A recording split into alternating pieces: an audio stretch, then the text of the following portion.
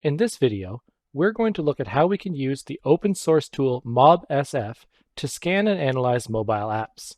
MobSF stands for Mobile Security Framework, and it's an open source automated mobile application security testing tool that supports both static and dynamic testing for mobile apps, whether they be on Android, iOS, or Windows. And the tool also supports mobile malware analysis. The tool can provide us with security recommendations based on its findings, and it has API integrations as well as cross-platform support. In this demo, I'm going to be running on an Ubuntu Linux system, but MobSF also supports Windows, macOS, and other Linux distributions. First, inside of a terminal, I need to install Docker. To do that, I'm going to run the command sudo apt-get install docker. Now that Docker has been installed, we can install MobSF by pulling down the Docker image using the command docker pull OpenSecurity / mobile-security-framework-mobsf. And this will pull down a Docker image of MobSF for us onto our system. Once our download has completed, we can now run the MobSF container. To do that, I'm going to use the command docker run -it-p 8000:8000 OpenSecurity / mobile-security-framework-mobsf, which is the name of our container. And what this command will do is start MobSF on our local host at port 8000. And we can see in the terminal at the bottom, MobSF is now listening at our local host on port 8000. And when I open up a web browser and navigate to localhost:8000, I'm brought to the MobSF login screen.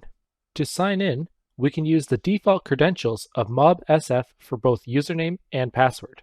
Now we're logged into our MobSF instance and ready to start scanning. So let's go ahead and do a static analysis of an APK file. To do that, I'm going to go to the top bar and click on Static Analyzer.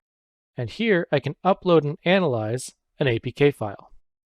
Once I've selected my APK file, it starts uploading to MobSF, and it gives me the results of its static analysis. So let's go through these results and see what MobSF has found via its static analysis.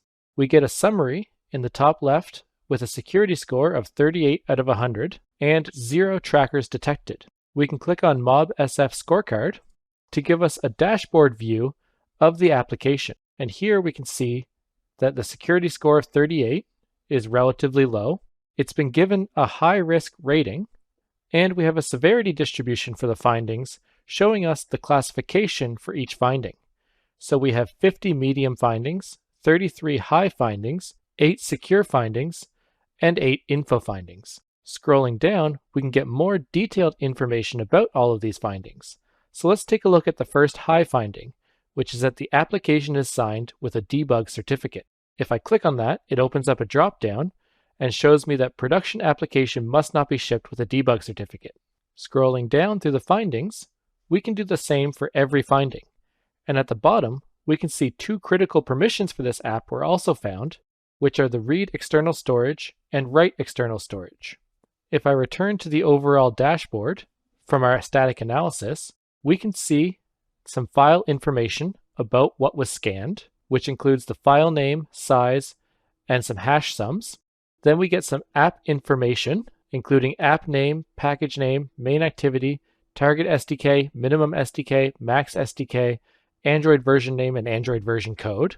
We can see exported activities from the APK, and clicking View All shows us these exported activities. Underneath of that, we have exported services and providers from the APK. Going back to the top, we have some scan options, as well as the ability to view the decompiled code from the actual APK itself, which can be extremely useful if you're trying to perform code analysis yourself, allowing you to view the source code in a file directory structure. So for example, if I dig down into com, netlite, sec, finstagram, r.java, I can see all of the source code for the application. Now let's move on to do a dynamic analysis. I can either do that by clicking on Start Dynamic Analysis in my scan options, or clicking on Dynamic Analyzer in the top bar. When I click on Dynamic Analyzer, I need to select which environment I'm performing my analysis in. In this case, it's an APK file, so I'm using the Android Dynamic Analyzer. When we click on that button, we can see in this window, under the Apps Available header, that we have our APK file available to us. Going over to the green button, I'm going to click on Start Dynamic Analysis, and now the dynamic analysis is running for our app, which will bring us to this Dynamic Analyzer page. And then on this page, I'm going to scroll down and click on Start Activity. Once I click on Start Activity, I can go up to Show Screen, and then we are actually able to see and interact with the screen on our emulator. If I click on TLS/SSL Security Tester, we can see that this gives us the option to run TLS SSL security tests on the APK. And then we get a description of what the various tests are going to do. And if we scroll down, we can click on the blue Run TLS/SSL Tests. In the gray box in the middle of the screen, we can see the test progress running the 3 different tests, and it tells us that the tests will take about 75 seconds to complete. And when finished, we can see TLS/SSL security tests are completed. Now, let's go back to the main Dynamic Analyzer page and click on Generate Report. And here we can see the report from our activities performing dynamic analysis. We can see the output from the TLS/SSL security tester with the different tests that were performed, and we can see the various log output from our activities while performing analysis. So this is how we can use MobSF to perform static and dynamic analysis on APKs and other mobile applications.